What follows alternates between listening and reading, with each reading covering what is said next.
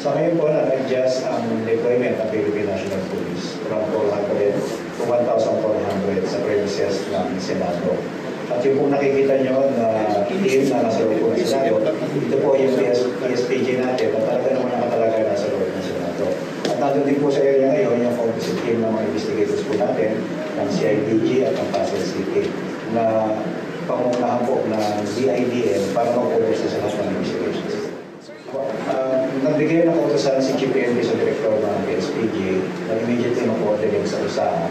At kung naman maging resulta ng pag-uusap nila, forthwith na mag-submit ng special written report to GPNP, kung totoo man o hindi po sinasabi ko po.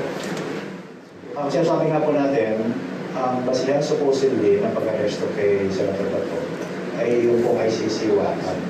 Na supposedly, i-implement lamang kapag pinatawag yung sinasabi natin na apat na ahensya para i-implement yung lahat.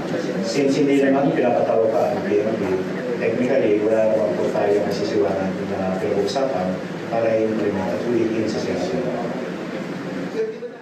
Hindi po natin sinasabi na stage o hindi yung nasabi po ang pangyayari. At ito po ay makukumpleto natin within the bill. Sinasabi nga po